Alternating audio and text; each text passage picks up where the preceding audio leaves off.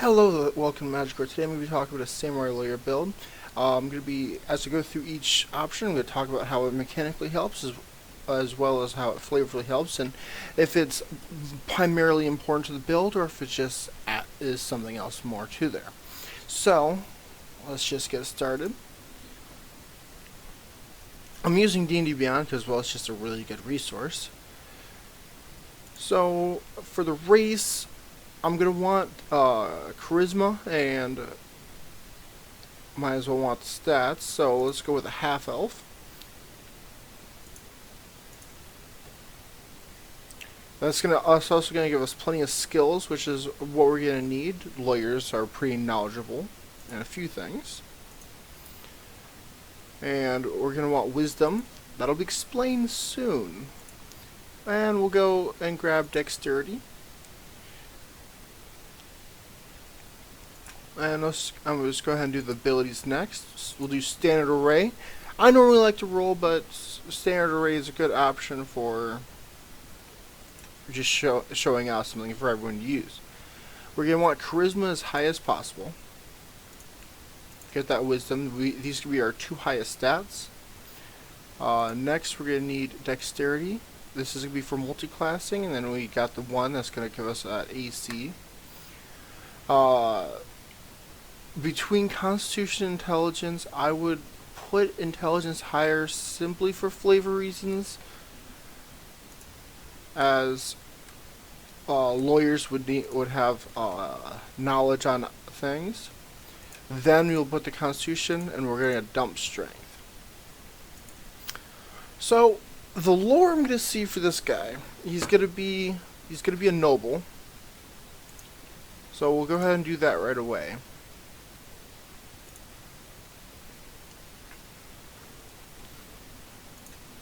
Forgot to do the skill versatility. Let's go ahead and go back and do that. So we have persuasion and history. Those are two that we're going to want for the build. So we'll add on insight, and then we'll add on performance. So then we're going to start with fighter. As I see it, as he's a noble, he was brought up, he was taught how to fight.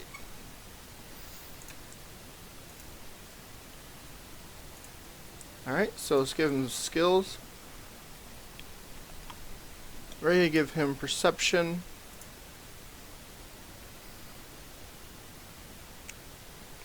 And intimidation.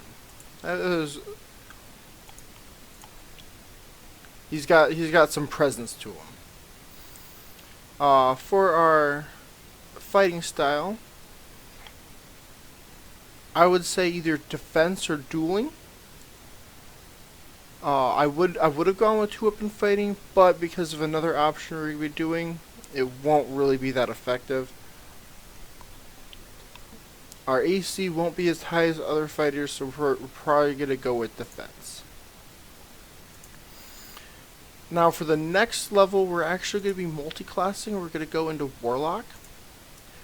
So the way I see it is, as the Warlock, we're going to have a Hexblade Warlock. The way I see it, this Hexblade, is he comes from a noble family, and they have a weapon throughout the family that the first son of the family is passed down. And this weapon actually has a bit of the soul of every wielder of this weapon has been put into it. So flavor-wise, I would see it as each of the abilities is pretty much one of the ancestors giving you something. It would be pretty much from one of the ancestors. So next, we're going to go with Rogue. I see that as he's starting his he's diversifying his knowledge. He's starting his training as a lawyer, and he's learning. He's getting himself skilled up. He's getting some skills. So, grab ourselves another skill. For this, we're going to take investigation. Now for our expertise, We are going to take persuasion first. That's the most important one. Then we're also going to take insight. We don't want anyone lying to us. So then for our next level, we're going to come back and we're going to bring fighter up. We want to bring that up right up to level 7. So then at level 3, we have our martial archetype. We are a samurai lawyer, of course, so we're going to take samurai. That's going to give us a bonus proficiency. Already both of those are taken, so we don't have to worry about that. So we're just going to take a language. I quite like infernal for this. You know,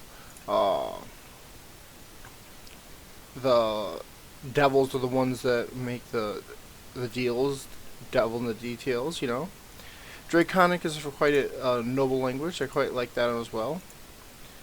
And then I also quite like celestial. So you are able to make deals with both devils and angels. Basically, we haven't really chosen a alignment, you could say, yet. For our ability score improvement, we are going to get our dexterity, not dexterity, our charisma. Yes, our charisma as high as possible. So mechanically, this is the reason why we took Warlock. Because of this guy. No. And where'd it go? Yes, this guy right here. You can use your charisma modifier instead of strength or dexterity. Basically, that's just making to where that allows us to focus on charisma and not worry about our physical stats as much, because even as a warrior, we normally want physical stats. But this build doesn't really want to focus on that. We want to get our charisma as high as possible, as well as our wisdom. And the reason why, let's just put this right up to level 7. Basically, we're going to be maximizing the effectiveness we get from this. So we have charisma, and we have wisdom, and we have double proficiency. There we go. We're going to take another ability score improvement and bring our charisma even higher. We already got that maximized, so we'll do a wisdom there. And then we'll bring our rogue a little higher. Let's put it to level 4. For our roguish archetype, we want inquisitive. And then we're going to take ability score improvement. Get that wisdom up there. Now, we're going to level up more into rogue. Go right to 11. We want that reliable talent.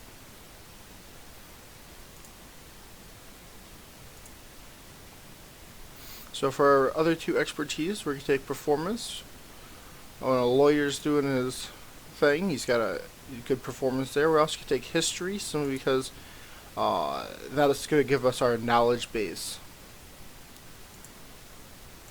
Let's see, do we still have to get our wisdom any higher?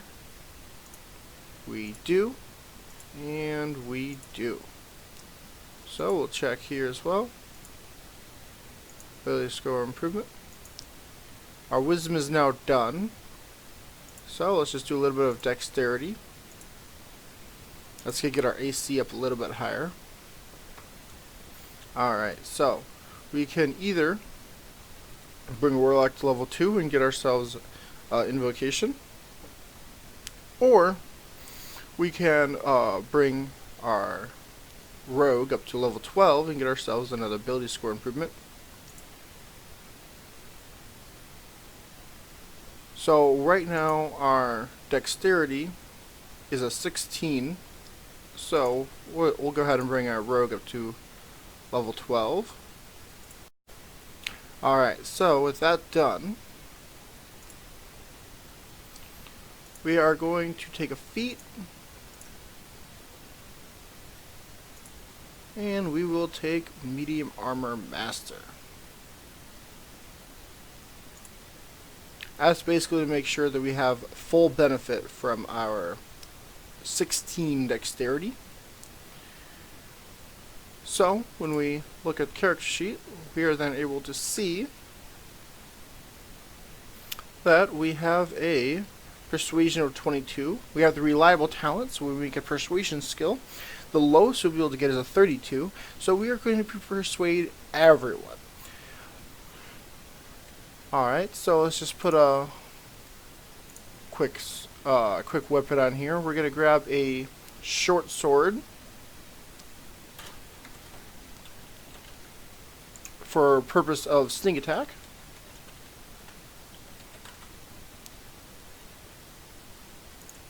And we're not going to really worry about magic items right now.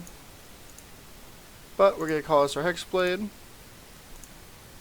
And in combat, we're still doing relatively decently.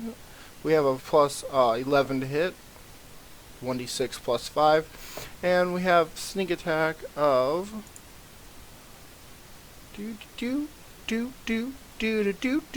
66. So we can easily be doing 7d6 per turn, 76 with one attack, and we have 2 attacks, so we're doing 8. We could easily be doing 8d6 per turn. Alright. So that is pretty much what we're looking at. We got armor class 13 there, but then we can easily take half plate.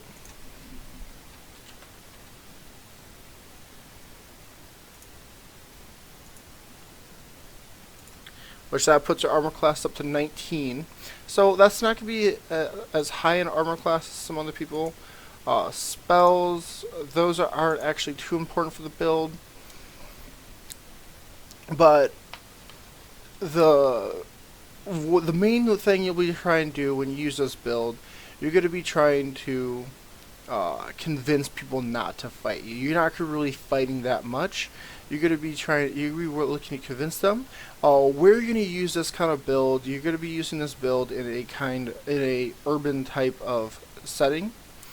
You got the history, you got the insight, you got perception, performance, persuasion. You're going to be really good in urban settings.